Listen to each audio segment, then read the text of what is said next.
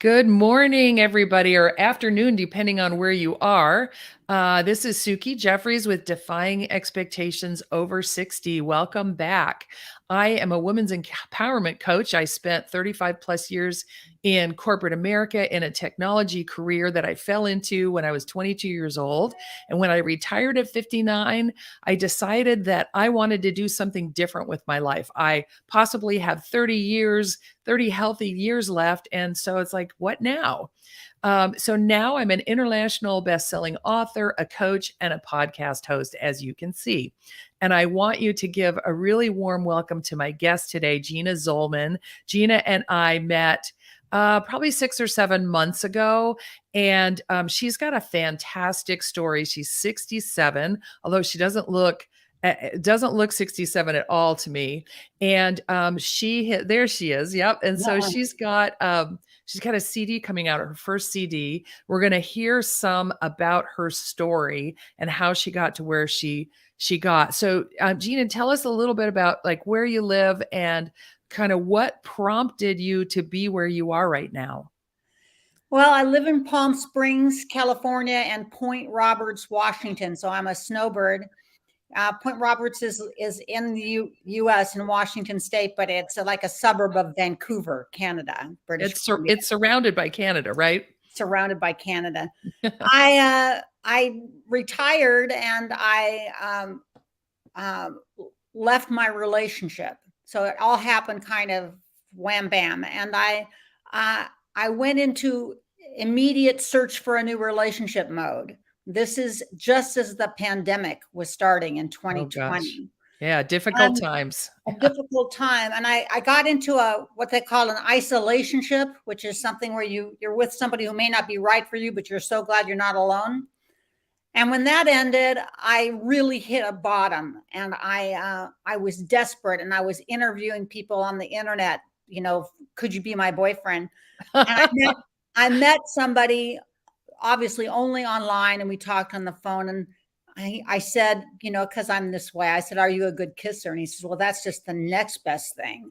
And I said, well, what's the first best thing? And he said, all these romantic things about being patient and tender and love and being a good companion. And I said, oh my gosh, I'm looking for the wrong thing. I was just looking for a warm body to replace my last one instead of a real loving, supportive relationship. And I said, there's something I've got to work on in order to get to that place, because I was so empty inside.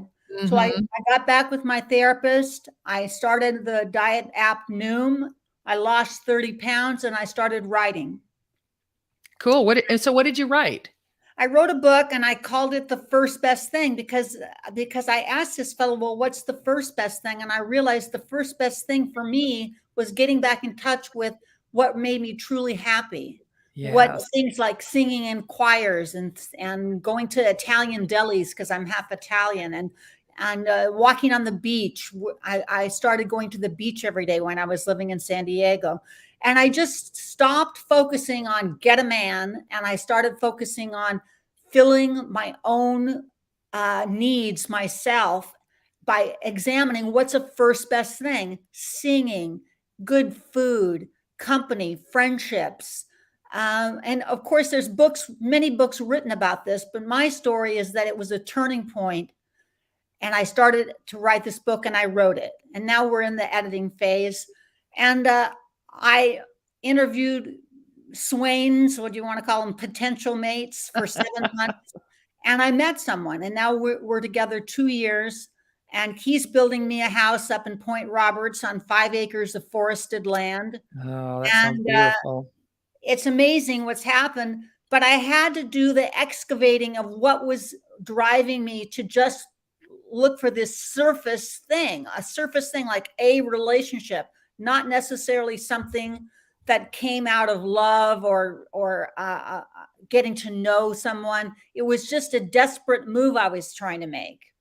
So in the first best thing is really finding yourself again. Exactly. And so what age were you when this all came about? I was 65. Yeah. So A lot of society is expecting us, those of us who are in our 60s and over, to be slowing down, and they figure we've kind of got it all figured out, right? Right. And one of the most delightful things for me in my 60s, and actually I started this right after I retired at 59, was doing the personal work to figure out what was really important to me, and what I really wanted out of the next years of my life. I mean, it sounds like you tapped into a really rich source of fulfillment. Well, thank you. I did. And I think it's also gets deeper and deeper the more I'm true to myself, the more I Hmm. look inward and say, did that feel right? Is that right for me? Is it right for me right now? Hmm. For sure. And I can tell you that being in the studio recording the CD was a revelation as well, because I've written original music, but I'd never heard it played by professional musicians with my voice added. We were in Studio A at Columbia Records, Oh, so cool. where Frank Sinatra recorded. The day that we recorded there, Johnny Mathis was in Studio B. Oh my goodness. I know it. And but to hear my voice, my music, and obviously the other songs I did as well that were standards or contemporary classics, I just didn't know that I would love it so much. Oh my goodness. The process and hearing yourself and being that recording artist. Did you always want to be one? Well, I'm a live act. And in other words, there are people that only record, and maybe not to be critical, maybe they're enhanced in the studio Oh, so that okay. they can't reproduce it live. I'm a live act. I have comedy in my shows. I even sometimes take on characters. I I love the audience. I'm interfacing with the audience the whole time. And in the studio, it's different. It's actually can be quite a sterile environment. If I didn't have the over 35 years of experience of singing in front of people, I wouldn't have been able to bring that energy into the studio where you're in a booth and the Yes. piano player is across the room in another booth and there's no audience there. I never thought about that because you're not getting the feedback that you're normally used to getting. That's right. You know, So it- if I hadn't had all that experience of of being live with people, I couldn't have brought that element of excitement and reality and intimacy to the recordings. yes, and experience counts for so much. I have a friend that named us the wisdom workforce. And I don't know how I feel about the word wisdom, although it's probably true. The experience that we bring to the things that we do when we've been on this planet a fair few years is really, it's not only beneficial for us, but I think it's beneficial for other people. Like you were able to bring all of you and all of your experience into an isolating booth in the studio. And I think that's amazing. Um, Yeah. yeah, yeah. So I think you mentioned before that you've been a cabaret singer for a long time. Well, I did my first one woman show in 1987. Okay.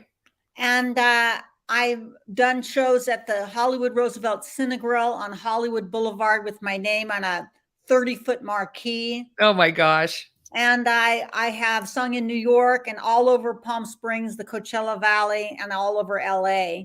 But I hope to start working in Vancouver this year. Oh, And sure.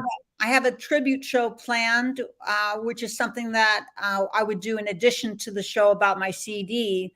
But I plan on doing a tribute show to Anne Murray, who's a Canadian. She is for sure. And there's a few people doing the tribute shows. The more the merrier, because she's such a wonderful singer. And I've always loved her music. That rich alto voice. Yeah, I sing as well, not at all professionally like you, but I love to sing, and Anne Murray was one of my first loves. So I was born in Canada. I'm a Canadian. I lived there till I was 10. And she was one of my heroes, and I could sing in her key. You know, That's right. yeah, and so it was always fun, and I would love my voice to be as rich as hers. The great altos, um, Karen Carpenter, Anne Mama Cass, Murray, Mama Ad- Cass. Adele, Mama Cass. Yes, absolutely. Cass Elliot is someone, she died so young. A lot of people don't remember Cass from the Mamas and the Papas and from her solo career. I Uh, love she her. she was a big influence on me too. Her voice, to Mhm. die for. Die for. So how many songs are on your CD? Well, there's 12. The first one is an original. It's called An Hour or So in the Dark, which of course is a double entendre, but it means as a singer, you're able to bring people together in the dark and have that hour Oh, away from your troubles. You're transported. I And love that name. you're just that much different at the end of it because you took the time to relax and enjoy an artist and elevate your mood. Yes, that's fantastic. And the other ones are, I've heard a couple of them. The other ones are standards. Well, I've got Someone to Watch Over Me, My Mm, Romance, You Don't Know Me, I Get Along Without You Very Well, How Are Things in Glockamora, Mountain Greenery, and A Nightingale Sang in Berkeley Square, which is my favorite. I'll tell you how I came up with that being my favorite, because this is the first time I've ever sung it in a show. It was my favorite song, but I had it on such a pedestal that I never actually sang it in concert. But I was doing my end of life preparation, and I said, I want this great jazz singer, John Vance, to sing A Nightingale Sang in Berkeley Square at my services. yes. If I were to die unexpectedly. Yep. And I said, wow, that must be a pretty important song if you want it sung at your funeral. So I said, I better be doing that song. Yeah, for sure.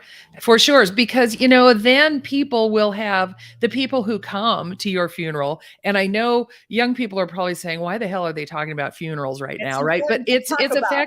it's a fact of life. You have to talk about it. I love that you've planned for it. Um, they'll come to your funeral and they'll hear that song and they'll remember your rendition of it. That's right.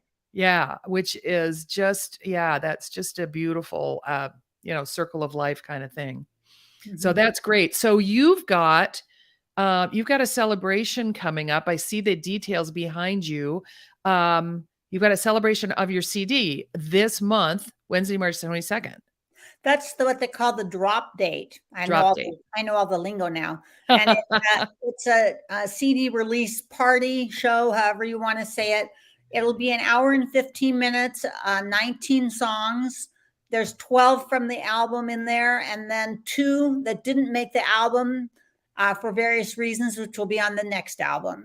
And Oh, then there's five that are originals and four that are originals, and then one is from the guest singer that I'm bringing in, Todd Makovsky.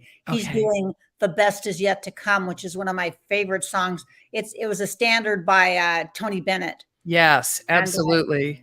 yeah, so it's going to be a nice show. I do a duet with Todd on an original song I wrote. And the song is called "We're Lonely," and it's what if Siri and Alexa got together and talked about their love life. Oh my God. And they're basically lonely. So it's a funny song. That is really, really funny. I'm excited. I wish that I could be available that night because I would fly out to see it. Ah, I love supporting live music any way that I can because I've grown up loving to sing. And, don't get near me with a microphone or you'll be sorry because I will hog it for the rest of the night. However, I love spending time with people who are really, really good at it. And I'm glad that you're my friend. So it's at the Catalina Jazz Club. Oh, I do have the address here. I'm popping it up on the screen. 6725 Sunset Boulevard in Hollywood, 8:30 on Wednesday, March 22nd. And you want everybody to come, right? yes, it's a huge room. It can hold 200 people. Okay. So I've got about 100 people right now. So I've got what they would call a full house, but I can have more. So Sure. I'm not at a sold out status yet. But there's 2 weeks and a day till the show. The people ordinarily get there around 7 and order dinner or dinner and drinks or just Okay. drinks. And then you get a better seat if you come early. Okay. So there's food available. Yes, it's got a really nice kitchen there, and Oh, super. the seating, there really isn't a bad seat in the house, but if you like to be close to the stage, get there a little early, around Okay. 7. Super. I'm so excited for you. Congratulations, 67 years old. You're dropping your first CD, and I can't wait to hear the whole thing. I've heard a couple of the tracks, and I'm going to put Gina's information, including the address of the Catalina Jazz Club and the time and the date, in the comments. So we're live on Facebook, YouTube, and LinkedIn. So I'll in the comments on all three of those places, I will put all the details and ways that you can get in touch with Gina to wish her well and congratulate her, and maybe even go to her show. So Great. yeah, Gina, I'm so excited. I'm so glad I know you, and I'm very excited for your opportunity and break a leg on Wednesday, March 22nd. Well, you're inspiring too, Suki. Thanks for this platform, and I'm sure all the artists and personalities that come on your show are grateful too. It's a great opportunity to connect with your following. Yes, thanks. And us, we used to be like blue hairs, right? Like the blue rinse in our gray hair, and now everybody's wearing blue hair. So don't call us that anymore. We are the wisdom workforce, and we are out there building ourselves and making happy lives. So Right. congratulations. Thanks Thank for you. being on, and I will talk to you soon. Everybody, if you're watching, we've had Jeff Tyson on, who was a guest a few weeks ago, commenting. I'm so glad that he was here. If you're watching on replay, put a hashtag replay. And if you're watching live, of course, Jeff is watching live, hashtag live. And we'll connect. Thanks. Come back next Tuesday and we'll have another show for you. Thanks, Gina. Thanks.